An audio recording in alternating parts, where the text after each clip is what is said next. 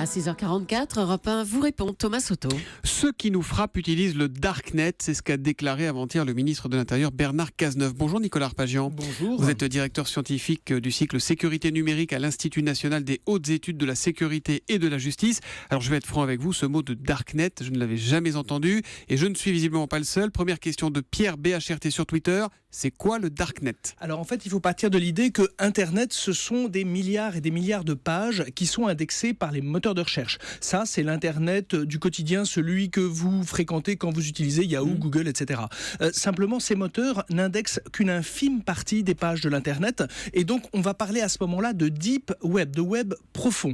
Et dans ce web profond, ceux qui profitent de cette discrétion, puisqu'il est plus difficile d'y accéder, qui profitent de cette discrétion pour avoir une activité illicite, vendre des drogues, vendre des armes, vendre tout ce qui effectivement est contre la loi, fait partie de ce qu'on appelle justement ce darknet, cet donc Internet sombre. Ça échappe totalement au moteur de recherche. On ne peut pas le retrouver en faisant une recherche classique sur Voilà, Internet. c'est pour ça, parce qu'effectivement, il faut même un système justement de navigation qui est spécifique. Il y en a plusieurs. Le plus connu s'appelle Tor. Tor, c'est The Onion Router, c'est-à-dire la logique de l'oignon. On va utiliser différents serveurs quand vous vous connectez, mais par contre, accéder à ce système Tor est très simple. Si par contre vous allez sur, disons, Google et vous cherchez comment télécharger Tor, ça par contre, vous y arriverez. C'est un logiciel qu'il faut Exactement, télécharger. c'est un système de navigation qui va vous permettre justement d'arriver dans ces pages qui sont non indexées. C'est pour ça que souvent dans le darknet, il va falloir savoir ce que l'on cherche, connaître les adresses, un peu comme un numéro de téléphone que vous devriez composer,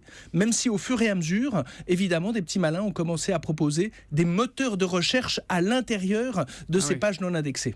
Est-ce que la police a une cellule spéciale Darknet ? Alors, spécial Darknet non, mais spécial Internet, ça s'appelle l'OCLCTIC, Office central chargé de la lutte contre la criminalité liée aux technologies de l'information. Ce sont des policiers, des gendarmes, dont la mission est justement de faire toute la criminalité liée à Internet et notamment également à ce Darknet. Il y a également une brigade à la préfecture de police, la BEFTI, et également des gendarmes au sein d'un pôle judiciaire dédié à cet univers, notamment on pense à la lutte contre la pédopornographie. Mais pourquoi ce serait un repère de terroristes ou de criminels, ce Darknet ? D'abord, est-ce que c'est vrai ? Alors, c'est vrai, oui, parce que le Darknet, c'est justement ces pages qui permettent de faire des transactions de tous ordres. C'est-à-dire qu'on ne paye pas en euros, on ne paye pas en dollars, on paye dans une monnaie anonyme qui s'appelle le Bitcoin, qui est une monnaie qu'on peut acheter de manière licite. C'est vraiment une vie parallèle, quoi. C'est une vie parallèle avec sa monnaie, justement son indexation, avec d'ailleurs ses avis clients. Lorsqu'un site vend par exemple des armes ou de la drogue, il peut y avoir des commentaires. On a créé ce monde parallèle avec des transactions. Par contre, contrairement à des consommateurs, dans un monde de consommateurs et de justement d'achats licites, vous avez des pages qui ont vocation à fermer. Si vous n'êtes pas livré, vous ne pouvez pas évidemment porter plainte contre le site qui vous a pris votre argent mais ne vous a pas livré le produit que vous avez commandé. Mais par contre, c'est effectivement un monde parallèle. Mais en quoi ça pose problème aux autorités, aux services de police, puisque vous nous dites qu'il suffit de télécharger ce petit logiciel pour y avoir accès ? Alors oui, c'est on pas y a si secret. accès. C'est pour le grand public. Enfin, le grand public n'y va pas. Mais... Le problème, c'est que physiquement, après, il va falloir arrêter. C'est pas parce que vous avez des pages qui vendent des produits illicites que vous interrompez justement ce commerce. Donc ça veut dire qu'il va falloir après investiguer d'un point de vue technique. Pourquoi ? D'aller de serveur en serveur. Ces serveurs, ce sont un peu comme des... Question de Chris Prols qui est intéressante. Tout le monde est anonyme. C'est réellement de l'anonymat sur le Darknet ? Alors globalement, effectivement, c'est globalement de l'anonymat. Oui, absolument. Pourquoi ? Parce que vous n'allez pas avec votre adresse IP. L'adresse IP, c'est la plaque d'immatriculation de votre ordinateur, mais vous allez passer en rebond de serveur en serveur et donc vous allez endosser l'adresse IP du dernier serveur utilisé par votre logiciel d'anonymisation, en l'espèce Tor par exemple, mais on pense à Freenet également, il y en a plusieurs disponibles.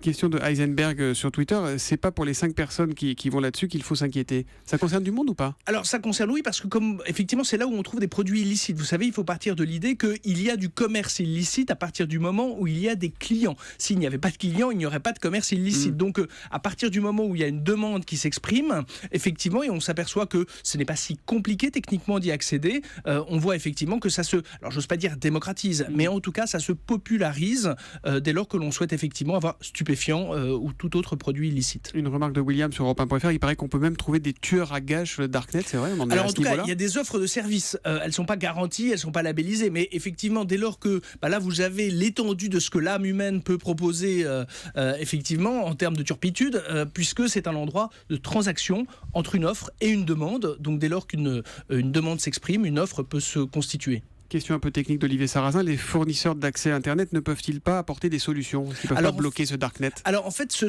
ils voient pas, c'est fait de manière anonyme pour cette navigation, et ça veut dire que ce sont surtout des hébergeurs qui peuvent être partout dans le monde. Et aujourd'hui, il est assez simple de trouver un hébergeur en fait qui va faire, souvent par exemple, vous allez avoir une fiche technique où il va vous dire ce que cet hébergeur accepte d'héberger ou pas. Ça peut être des contenus d'appel à la haine, des contenus de pédopornographie, des contenus de contrefaçon, des sites qui vont permettre d'envoyer des grandes quantités d'emails, donc du spam. En fait, vous apercevez qu'il y a une offre qui s'est établie, une offre commerciale, de manière à gommer la phase technique et de faire en sorte que si votre envie c'est d'avoir un site marchand mais frauduleux, vous pourrez trouver un hébergeur. Mais où est-ce qu'on se fait livrer ces achats illicites? On est obligé de donner son adresse. Vous avez raison, il y a deux phases qui sont critiques. C'est la phase du paiement, parce que à un moment où le paiement se passe bien, et effectivement la question de la livraison.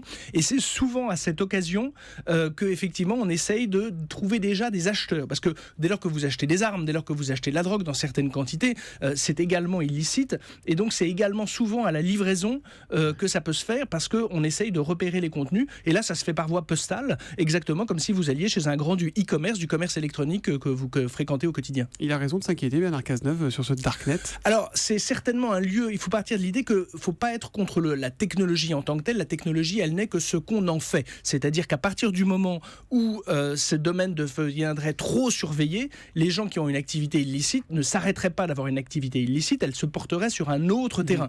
Donc on ne peut pas considérer que la technique va bloquer et va rendre le monde bon, généreux et humaniste. Il y aura autre chose. Voilà, et donc c'est pour ça que toutes ces technologies, elles sont forcément temporaires, en quelque sorte, dans leur robustesse, dans leur qualité, parce qu'elles peuvent être contournées par d'autres technologies à venir. Il manque peut-être un peu de moyens humains aussi pour contrôler tout ça. C'est très aussi, consommateur, effectivement. C'est très consommateur pour tester justement les pistes. Merci beaucoup Nicolas Arpagian de l'Institut national des hautes études de la sécurité et de la justice. Vous êtes également l'auteur du livre La cybersécurité publié chez PUF. Merci et bonne journée.